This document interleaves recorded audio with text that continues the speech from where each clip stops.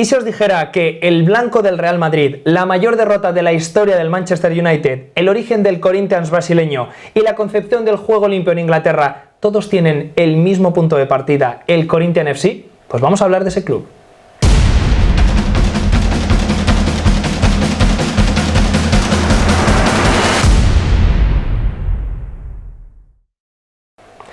Y hoy venimos con una de las casi te diría mejores historias del fútbol inglés, porque además yo creo que en el mundo hispanohablante no se conoce del todo al Corinthians FC, un equipo sin el que no se entiende el fútbol en Inglaterra. Sí, vamos a hablar de un club amateur, posiblemente el mejor club amateur de la historia del fútbol, sí, de la historia del fútbol, que como veréis pues ha sido el origen de muchas cosas a lo largo de su historia. Y es un club que todavía sigue existiendo a día de hoy y es una historia bastante desconocida que yo creo que merece la pena rescatar. Nos tenemos que transportar a casi los inicios del fútbol. En 1882 se funda el Corinthians FC con un solo objetivo: ser un grande del fútbol amateur. ¿Cuál es el origen de todo esto? Bueno, pues en esa época la selección escocesa dominaba el panorama futbolístico británico, sobre todo porque Escocia bebía siempre de todos esos jugadores que le proporcionaba el Queen's Park. Entonces, claro, tenía unas plantillas espectaculares contra las que nadie podía competir y de hecho, perdona, muchos de los clubes del norte fundadores de la liga se nutrían de jugadores escoceses, por eso todos los clubes del norte tenían éxito, estaban formados por muchos jugadores escoceses en sus plantillas. Entonces la reacción que vino desde Londres fue crear el Corinthians FC para que sirviera como un club, como siempre ya vamos a deciros, de categoría amateur, en el que digamos ser un caldo de cultivo de lo que luego sería una buena Inglaterra. En ese club irían varios jugadores ingleses para que cogieran química entre ellos y se acostumbraran a jugar juntos y servir como lanzadera de cara a la selección inglesa y poder disputarle los partidos a los escoceses. Y de hecho la idea inicial era que ese club no compitiera oficialmente, ni en ligas ni en copas de ningún tipo, y que además sus jugadores pudieran simultanear con otros clubes, porque como su idea no era, digamos, competir contra otros clubes, sino servir como plataforma para la selección inglesa. Era amistoso en amistoso. Claro. Sí. Entonces normalmente los equipos jugaban en sábado, así que ellos decidieron jugar sus partidos en otro día, para que precisamente no les coincidiera con sus clubes. Es decir, cogían a jugadores de otros clubes, los reunían, y eso servía para potenciar la selección inglesa, como luego veremos, hicieron con éxito. Esto es, Ilie, el origen del primer nombre que propusieron para el Corinthians. Lo querían llamar el Wednesday Club, porque pretendían jugar entre semana y concretamente los miércoles para evitar los enfrentamientos con clubes, el enfrentamiento de intereses, pero no fue ese el nombre. Que de hecho, perdona, breve apunte, que alguien nos preguntó una vez el Sheffield Wednesday. Sheffield Wednesday es porque empezaron jugando los miércoles. Empezaron jugando los miércoles en el club de fútbol, que era un club de cricket. Curiosamente, la propuesta de Wednesday Club se acabó descartando porque ganó la propuesta que hizo el portero y fundador del club, Harry Swepstone, de Corinthians Football Club. Tenemos que reconocer que hemos buscado en un montón de sitios y no sabemos por qué Corinthians. Y nos hemos hartado de buscarlo. Pero lo llamaron Corinthians Football Club. Sí, imagínate la relación con la Grecia antigua. Sí, pero nunca hemos llegado al punto el punto exacto en el que se basaron. Esta relación con la Grecia antigua, y este nombre es el que dio origen a lo que en Inglaterra se conoce como el espíritu corintio, en el sentido de el espíritu amateur y el espíritu, digamos, más alto, grado más alto de deportividad.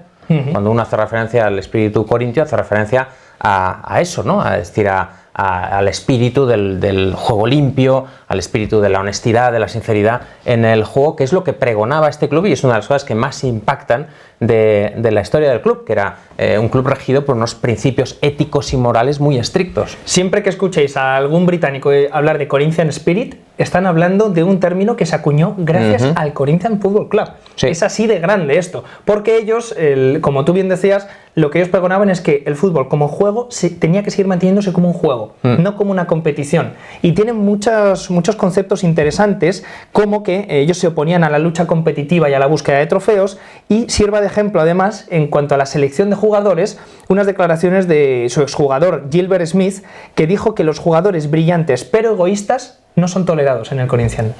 Sí, es una concepción que choca con el fútbol profesional actual. Sí, pero posiblemente la máxima expresión de este enfoque de la deportividad sea el de los penaltis. Tremendo eso, ¿eh? Sea el de los penaltis. Porque ellos, cuando tenían un penalti en contra, Su indicación al portero es que no detuviera el penalti. Y se apartara directamente. Entonces, cuando había un penalti en contra, el portero se apoyaba contra el poste y esperaba que el rival simplemente introdujera el balón en la portería. Se pelaba una mandarina. Se pelaba una mandarina, jugaba a la PlayStation, no, eso no, porque estamos hablando de hace un siglo, eso no podría ser. Se la imaginaba. Se la imaginaba ya en aquella época, y cuando tenían un penalti a favor, hacían prácticamente lo mismo.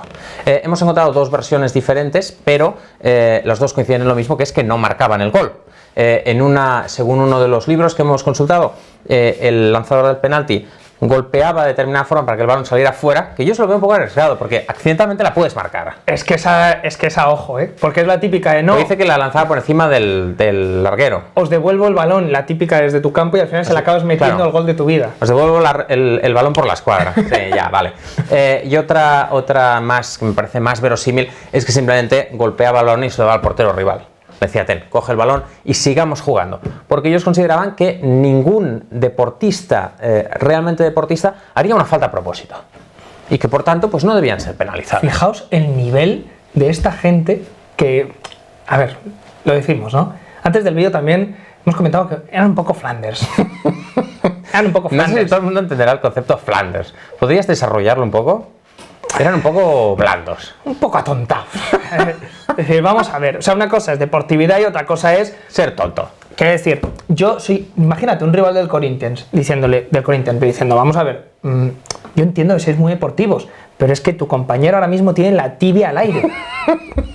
Es que lo he matado. Y esto hay que penalizarlo. Claro, agarrándole de la pechera, diciendo, expúlsame, tira el penalti, ¿no ves que casi lo mato? Y no, esto es un juego. Esto es un juego, no. Nosotros no vamos a marcar de penalti. Os vamos a entregar el balón porque vale más la hermandad entre pueblos que la tibia de mi compañero. Así era el Corinthians, amigos. Entonces, con todo el paso del tiempo, todavía hoy es una expresión, lo de Corinthian Spirit, que siempre es relativa a la deportividad, porque para ellos, además lo de los penaltis, eso es una cita también literal, era una acción de nula caballerosidad. Claro. Ahí es nada. Como el Corinthians era un caldo de cultivo de lo que luego sería la selección inglesa, se dio finalmente ese evento de que los Three Lions estuvieran compuestos única y exclusivamente por la plantilla del Corinthians, y eso ocurrió en los años 1894 y 1895. Es un evento que no se ha repetido nunca más en la historia, y antes también era inédito. O sea, es el único club que lo ha conseguido. Sí, y además en dos ocasiones. Es las únicas dos ocasiones en la historia del fútbol inglés en el cual un solo equipo aportó todos los futbolistas para la selección. Nunca más volvió a suceder, y el Corinthians lo hizo en dos ocasiones. Nació con ese objetivo y desde luego lo logró. En este equipo pues jugaron personas muy peculiares y personas que luego han tenido una importancia histórica en el campo de fútbol y en otros. Hemos querido destacar tres nombres porque los tres son muy curiosos e historias de estas que se recuerdan, da igual el paso de los años, y el primero además acabó también, al igual que lo de Corinthian Spirit, siendo fundamental en los diccionarios. Claro, Charles Redford Brown. Muy bien. A Charles Redford Brown se le atribuye... Parece que es el sheriff de Atacama. Se le atribuye el nacimiento de la palabra soccer. Ya sabéis que en aquella época, hasta la creación de las reglas de Sheffield, las reglas de Cambridge, los juegos del rugby y el fútbol estaban muy conectados. Y de hecho, según las normas, había gente que jugaba fútbol en que se podía coger con la mano, luego jugaban a rugby y se daba con el pie, en fin. Era hasta que no se creó unas normas claras para cada deporte, pues había esa confusión. ¿Te imaginas las situaciones? Michael, ¿qué haces? ¿Qué haces? ¿Pero dónde vas corriendo con eso? Es que además pasaba que cuando había partidos entre equipos de zonas diferentes que se sometían a reglas diferentes, tenían antes que pactar qué reglas iban a usar. Ostras. Pues claro, si no se daba la situación de, oye, perdona, es que este gol no vale, pues es que llevas 60 metros corriendo con el balón en la mano. Dice, nosotros jugamos así. Bueno, pues en las normas del Leicestershire... Pues mira, nosotros jugamos a que vamos a darle una patada en la boca. Claro, o sea, en las normas del Leicestershire cada diente roto es un gol, así que voy a marcarte 20 goles. Así que estamos ganando 7-0. Payaso. Bueno, ¿qué pasó? El caso es que nuestro amigo Redford Brown, que como hemos dicho se le atribuye la creación de la palabra soccer, que fue quien acuñó este término. El caso es que por entonces al fútbol se le conocía como Association Football, para diferenciarlo del rugby, era el Association Football. Y un compañero de la Universidad de Oxford le propuso a nuestro amigo Charles, jugar un partido de Rugger, que era un poco una abreviatura de rugby. Rugby, Rugger. Y él respondió que él prefería jugar a soccer como diminutivo de association soccer, y así es como nació la palabra soccer, como diminutivo de la palabra, qué gesto, diminutivo, qué bien. Diminutivo de la palabra association. Qué rabia me ha dado ese último gesto. Ya sabéis que estos son historias de la época que pues... Parece que está enroscando una bombilla. El soccer. Ya sabéis que estos son historias de la época, entonces pues siempre está esa barrera entre el mito y la realidad, pero siempre se ha dicho esto de nuestro amigo Charles, así que quedó como tal en los libros de historia, pero no es el único que hizo historia, porque también en el Corinthians FC jugó Andrew Watson, el pionero. Sí, que es el primer jugador negro que jugó con la selección escocesa. El primer, y ya no solo eso, el primer jugador negro en jugar al fútbol a nivel internacional. Fuera el país que fuera. Ese es el nivel de Andrew Watson. El primer negro en jugar... En jugar fútbol internacional, por supuesto, lo que has dicho es un dato. Sí, claro. O sea, es correcto. Pero es todavía más que eso. Exacto. También tiene un poco de truco porque no había muchas selecciones formadas. Bueno, pero también es verdad que el racismo campaba a sus anchas. También o sea, nuestro amigo Andrew Watson... Y lo seguiría acampando durante muchos años y todavía incluso ahora campa bastante a sus anchas en algunas zonas del mundo. Sí, desde luego. Así demasiado campa, quizá. Sí, todavía demasiado campa. Debería dejar de campar un poquito. Así que voy a ponerse un poquito las pilas el racismo, ¿no? Y a ver si lo largamos de una puñetera vez del mundo. En cualquier caso, Andrew Watson fue un pionero, pero el tercer nombre sí que con este yo creo que os va a explotar la cabeza. Sí. Y aquí en la media inglesa se le conoce como el fucking Master of the Universe, pero... estamos hablando de un hombre del Renacimiento. Pero estamos hablando del renacimiento del ser humano. Él mismo es el renacimiento del ser humano. Max Bushman. Así de primeras diréis, ¿quién carajo es Max Bushman? La pregunta no es esa, la pregunta es ¿quién no es Max Bushman? Exacto, porque Max Bushman, además de jugar en el Corinthians, que esto ya se da por supuesto, fue también capitán del Manchester City y de la selección inglesa, pero atención, porque dices, bueno, hasta aquí bien, es un tío que era futbolista. Vale. Dices, ya, era futbolista. Calma, porque hay más. Ganó un oro y una plata olímpicas en tenis en los Juegos de 1920. No se ha traspapelado nada, ¿eh? No se ha traspapelado nada. Sigue. Lideró al equipo británico de Copa Davis y ganó el doble de Wimbledon. ¿Qué dices? Ostras, esto es tremendo, pero es que hay más. Has puesto coma porque queda una última, que esta es nuestra preferida. Tenemos el fútbol, tenemos el tenis, nos falta el billar. En efecto, consiguió un break máximo de 147 en snooker, que es cuando, yo no soy un experto en snooker, pero hemos estado investigando en este tema, hemos visto vídeos. A ver, esto... cuando metes todas las bolas. Cuando hemos investigado sobre este hombre y hemos visto que ha hecho un break máximo de 147 en snooker, bueno, nos hemos quedado exactamente igual, porque podría haber sido esto o cualquier otra disciplina, pero lo hemos metido en internet, hemos visto a O'Sullivan hacer un 147 máximo en snooker y hemos alucinado. Sí. Así que aunque no sepamos explicaroslo, os aseguramos que es algo alucinante. Metes todas las bolas. Una detrás de otra. El rival nunca llega a jugar, ¿no? Creo que rompes, metes todas las bolas y logras esos 147 puntos. ¿Es esta una actitud deportiva, Ilio Leard? Pues no lo sé, fíjate, porque él que era tan espíritu Corinthians. Espíritu Corinthians no es humillar a tu rival sin dejar de tocar una bola. Max, mucho cuidado con eso. No, es que estoy pensando en el out of context. humillar no es dejar a tu rival sin tocar una bola. Ahora, context. Hablando de humillaciones, me la has dejado perfectamente votando para pasar a los grandes registros que han calado hondo en la historia del fútbol del Corinthians. Y hay que empezar por 1904, porque ese año Ile se enfrentaron al Manchester United y consiguieron un resultado eterno. Sí, la mayor paliza que ha recibido jamás el Manchester United se la propició el Corinthians, nada menos que 11-3. 11-3, para los que penséis que el Manchester United ha tocado fondo con Ole Gunnar Solskjaer, pues no, hubo épocas peores. Ya lo tocó, pero es que Ile, estamos hablando de un club amateur que menos mal para todos los clubes profesionales que había, bueno, profesionales, pero todos los clubes mejor establecidos y que jugaban ligas, copas, menos mal que no decidieron dar el salto. Sí, porque de hecho hay una prueba, porque mucha gente dice, bueno, es que si el Corinthians no hubiera competido, habría arrasado en todo. Claro, es un club que no tiene títulos, pues no los competía, pero hay una prueba definitiva, por ejemplo, un año que el Blackburn gana la Copa, es decir, que es una de las potencias, que además el Blackburn fue una de las potencias de aquellos años, luego juegan un partido amistoso contra el Corinthians y les mete 8-1. Así que eso nos permite intuir que el Corinthians habría sido uno de los grandes dominadores de la época en caso de haber competido.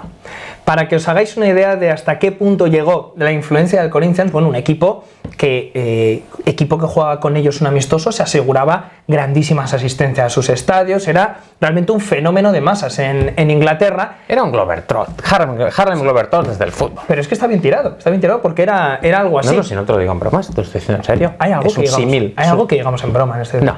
Realmente es un programa marcado sobre todo por la seriedad. Sí. Igualmente serio fue la decisión que tomó el Real Madrid cuando decidió vestir de blanco. ¿Por qué? Por el Corinthians. El origen del color blanco de la equipación del Real Madrid es por la influencia que tuvo el Corinthians en el club madrileño. Sí, que efectivamente vestía de blanco, que no es su color actual, luego explicaremos por qué.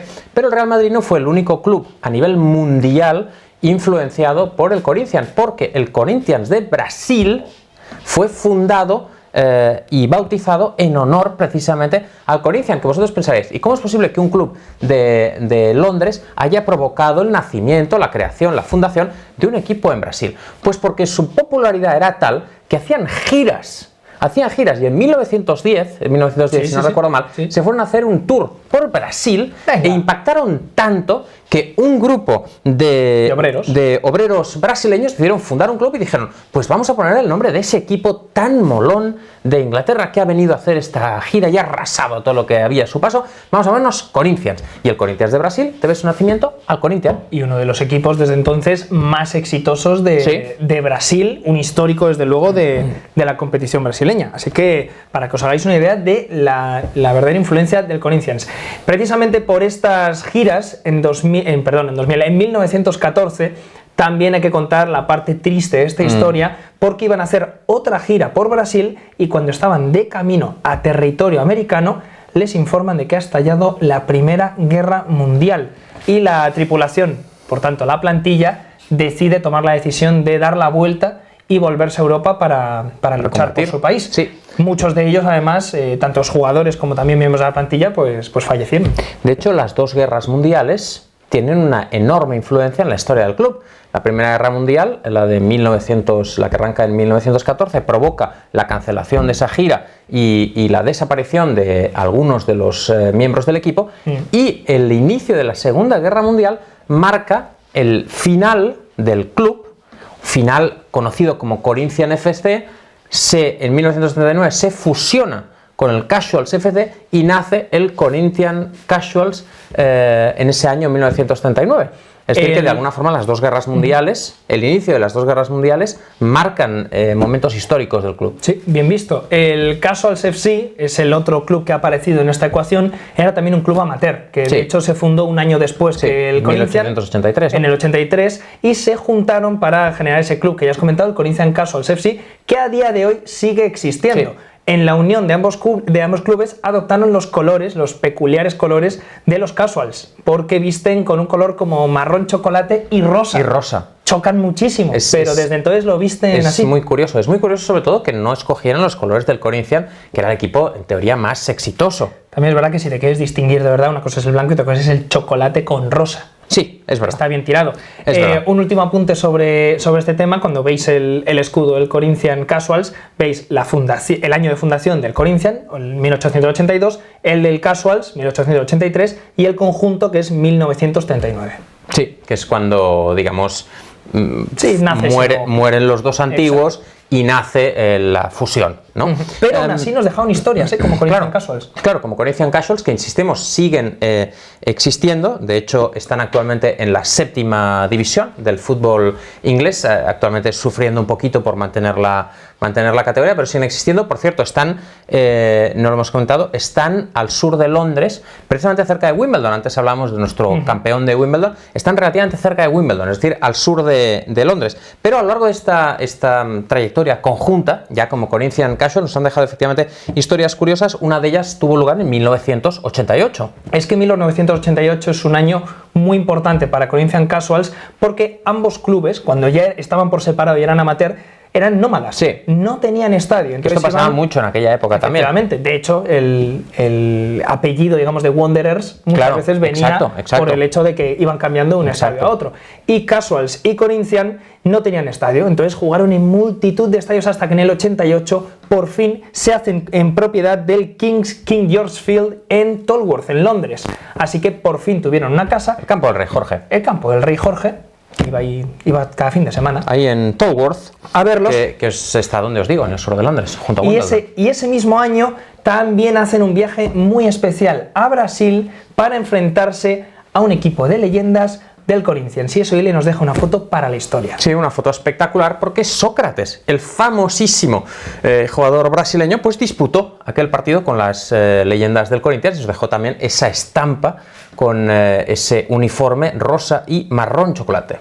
Sócrates hizo una parte con un equipo y una parte con el otro, y claro, eso para el Corinthians Casual, que es un equipo ya de non-league, es una imagen impresionante. Sócrates, una foto de tu equipo con la camiseta, una foto de Sócrates con la camiseta de tu equipo, pero no sería la última vez en que Corinthians Casuals se encontraría con el Corinthians de Brasil. Fue en 2015 cuando se enfrentaron definitivamente al Corinthians como tal, otra vez en Brasil, en lo que fue pues una verdadera unión entre un equipo que le debe su existencia a otro que está muy agradecido también por todo lo que hace el Corinthians brasileño por ellos. Y es que de hecho también creo que es una cosa interesante con la que cerrar, muchos aficionados brasileños del Corinthians consideran que viajar al King George Field es una especie de peregrinación a los orígenes de su club. Claro, y por tanto, es el club que les dio origen, sí. Y en el estadio se ven muchos brasileños. Claro. Es un estadio a ritmo de samba. Pim, pim. Que imagínate esa combinación, ¿no? Rey Jorge y samba. No lo podrías haber imaginado nunca. Jamás en mi vida. Y un último detalle curioso ya para acabar. De todo. Un último detalle curioso que además une bastante con samba. ¿Cómo podemos hacer para cerrar? ¿Sabes qué? Voy a expedir el vídeo y el detalle curioso le dices justo la última frase. Muchas gracias por habernos acompañado en este vídeo. Esperamos que os haya gustado. Os esperamos aquí abajo en comentarios para que nos digáis qué pensáis de esta historia del Corinthians Casuals. Y si os ha gustado, dadle a like, suscribiros al canal si no lo habéis hecho todavía y dadle a la campanita para enteraros de todos los vídeos que vayamos subiendo. Efectivamente estábamos diciendo que, es muy raro esto, efectivamente estábamos diciendo que la Corinthians Casuals está muy unido a la comunidad brasileña, que peregrina a su estadio para rendir homenaje al club que dio origen a su querida entidad en Brasil. El baile típico de Brasil es la samba. El pueblo brasileño es un pueblo alegre, es un pueblo al que le gusta el baile y también le gusta mucho el baile a un famoso exjugador que pasó por el Corinthians Casuals y que también es alguien que le tenemos mucho cariño aquí. Efectivamente, en los años 80 fue jugador del Corinthians Casuals, Alan Pardew.